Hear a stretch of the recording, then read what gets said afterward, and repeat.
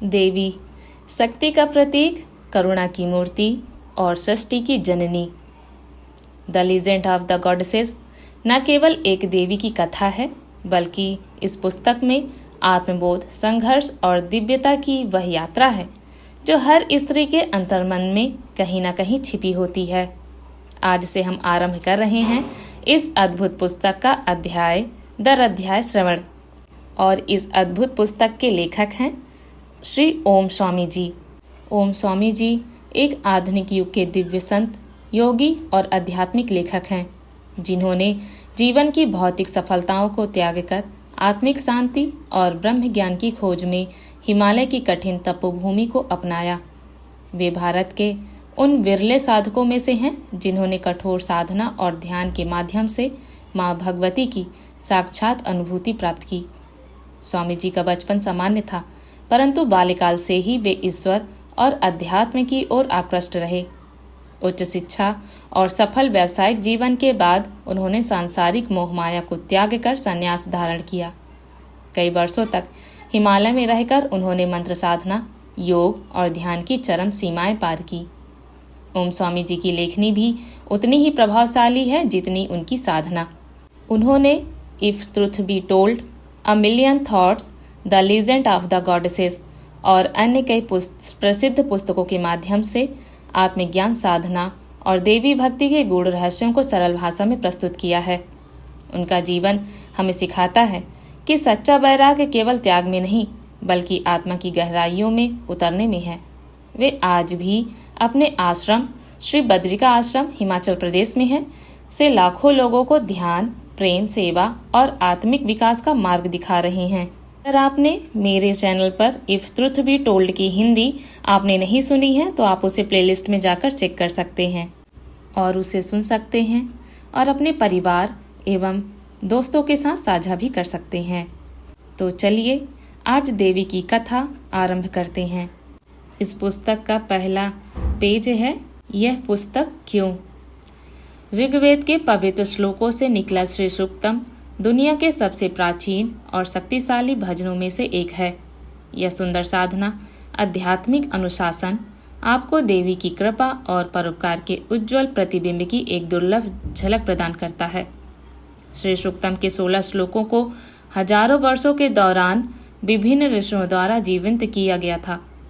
हर श्लोक के पीछे एक सुंदर कहानी भी है, कुछ अनसुनी, कुछ अनकही, लेकिन सभी सत्य हैं।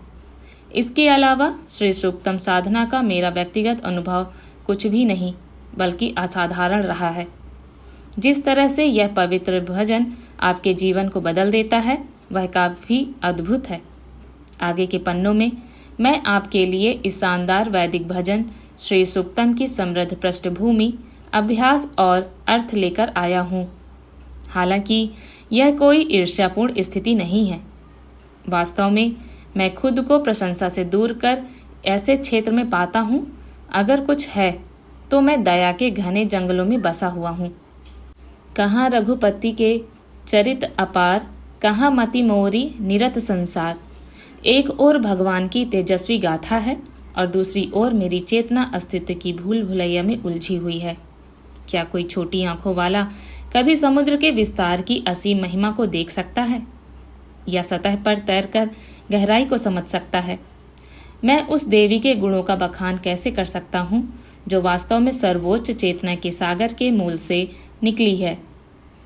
दिव्य माँ की महिमा का बखान करना मेरे वेतन स्तर से बहुत ऊपर है, और फिर भी मैं यहाँ हूँ, एक ऐसे अभियान पर निकलने के लिए साहसपूर्वक तैयार हूँ जो बिल्कुल वैसा ही है।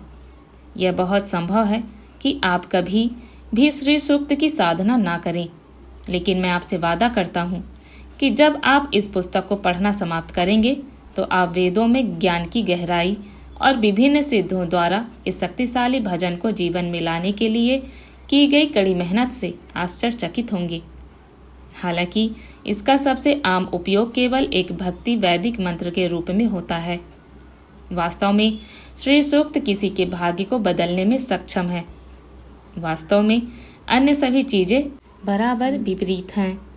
अगर कोई मुझसे उनकी भौतिक प्रगति के लिए सिर्फ एक साधना देने के लिए कहे तो मैं बिना किसी हिचकिचाहट के उन्हें श्री सूक्तम सौंप दूंगा। श्री विद्या की परंपरा में इसका उपयोग दिव्य माँ को 16 अलग अलग प्रसाद 100 उपचार देने के तरीके के रूप में भी किया जाता है। चाहे इस दिव्य भजन का उपयोग एक साधारण मंत्र के रूप में किया जाए या 16 प्रसाद चढ़ाने के लिए, दोनों ही वास्तविक विकल्प हैं।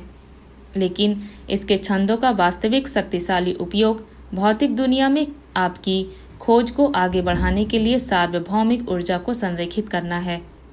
और जब बात आती है तो श्री सूक्तम साधना का कोई समानांतर नहीं है। ऐसा कुछ भी नहीं है जो दूर से भी करीब आता हो।